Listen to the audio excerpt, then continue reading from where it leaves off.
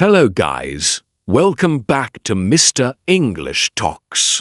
I'm so glad you're here today because what we're about to talk about might be the single most painful, invisible, and heartbreaking reason why smart, hard-working people stay broke, no matter how much they earn. And it's not bad luck, it's not lack of education, it's not even low income. The real trap is something so quiet, so normal, so deeply wired into everyday life that most people never even see it until it's too late. Today, we're going to pull back the curtain on the painful money mistake that's keeping most people broke, confusing income with wealth. You see, society teaches us to chase a bigger paycheck, a higher title, a fancier car, but it never teaches us the brutal truth.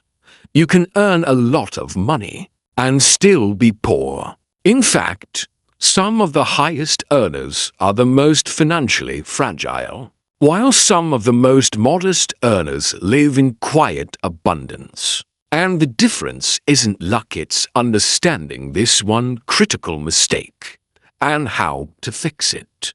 Let me tell you a story that will break your heart and then rebuild it. Meet Sarah. Sarah works as a marketing manager in a big city. She earns a solid $85,000 a year, more than many of her friends. She lives in a stylish apartment, drives a brand new SUV, wears designer clothes, and posts beautiful vacation photos on social media. Everyone thinks she's made it, but behind the scenes, Sarah is drowning. Her credit card debt is over $25,000. Her car payment is $700 a month. Her rent is $2,100. She lives paycheck to paycheck, constantly anxious about bills, and has less than $500 in savings. Every raise she gets disappears into a slightly nicer apartment or a newer phone. She's not living beyond her means, she's living exactly at her means, with no room to breathe. Now meet James. James works as a school librarian. He earns $48,000 a year. He drives a 10-year-old sedan, lives in a modest house he bought 15 years ago, and shops at thrift stores. But James has no debt. He's paid off his home. He has $120,000 invested in low-cost index funds, and he's on track to retire comfortably at 62. Who's richer? On paper, Sarah earns almost twice as much. But in reality, James owns his life, Sarah rents hers. And that's the painful mistake. Chasing income while ignoring net worth. Net worth is the only number that truly matters. Net worth equals everything you own: savings, investments, home equity minus everything you owe: credit cards, loans, mortgages. It's your financial truth. Income is just noise. You can have a six-figure salary and a negative net worth if you spend it all on liabilities, things that drain money instead of building it. A luxury car isn't an asset, it's a liability. It loses value the moment you drive it off the lot, and it costs you insurance, gas, and repairs. A big house in a fancy neighborhood? Often a liability if the mortgage, taxes, and maintenance eat up your cash flow. True wealth isn't what you spend, it's what you keep. And most people never track their net worth. They celebrate raises, bonuses, and promotions, but they never ask, am I actually getting richer? So why do smart people fall into this trap? Because lifestyle inflation is the silent killer of wealth. The moment your income goes up, your spending creeps up with it. You deserve a nicer place.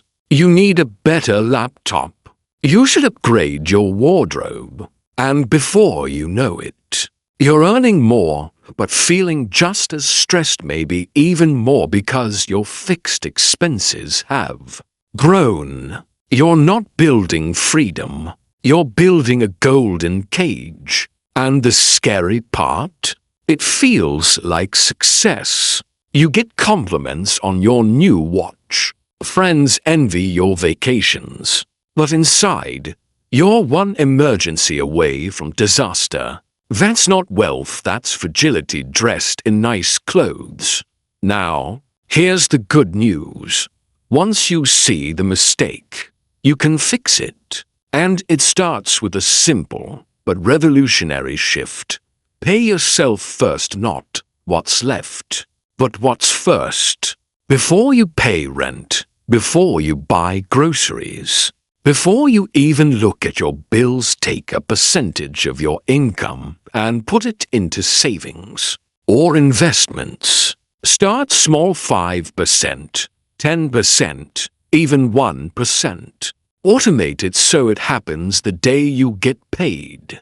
This isn't about sacrifice, it's about priority. You're telling yourself, my future matters more than my immediate comfort. And over time, that small percentage grows into a safety net, then a launchpad. It becomes your seed capital, the money that works for you while you sleep. Next, track your net worth once a month. Open a simple spreadsheet or use a free app. List all your assets: cash, savings, retirement accounts, investment values, home equity if applicable. Then list all your debts: credit cards, student loans, car loans, personal loans. Subtract debts from assets. That number, your net worth, is your true financial score. Watch it grow. Celebrate when it rises. Investigate when it stalls. This single habit shifts your focus from how much did I earn to how much am I actually building. And that changes everything. Then, stop buying liabilities disguised as rewards.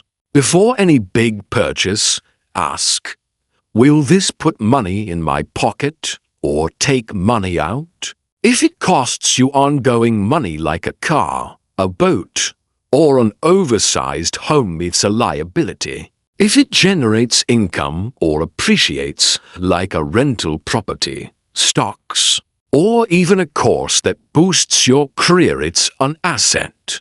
You don't have to live like a monk. Enjoy life, but do it consciously. Buy the coffee you love, but skip the $800 designer bag that won't make you happier. Take the trip, but fly economy and stay in a simple hotel. True freedom isn't found in spending, it's found in having options. And options come from saved and invested money, not spent income. Also, protect your wealth before you grow it. Most broke people aren't broke because they didn't earn enough, they're broke because one emergency wiped them out. So build an emergency fund, 3 to 6 months of essential expenses in a separate, safe account. This isn't savings for goals. It's your financial armor. It means when your car breaks down or you lose a job, you don't go into debt. You don't raid your investments. You handle it calmly. And that peace of mind, it's worth more than any luxury. Now, let's talk about mindset, the invisible force behind this mistake. Many people believe, if I just earn more, everything will be fine. But without changing your habits, more income just means more spending. It's like pouring water into a bucket with a hole in the bottom. You need to plug the hole first. And the hole is spending every dollar you earn. So no matter your income level, live on less than you make. Always. Even if you earn $30. 0 or $300,000. The percentage matters less than the principle. Save something consistently, automatically, non-negotiably. And remember, wealth is built in silence. You won't get applause for skipping a dinner out. No one will notice your extra $50 investment this month. But in 10, 20, or 30 years, that quiet discipline will have built a life of freedom that shouts louder than any luxury car ever could. The richest people you'll ever meet often look ordinary. They drive used cars.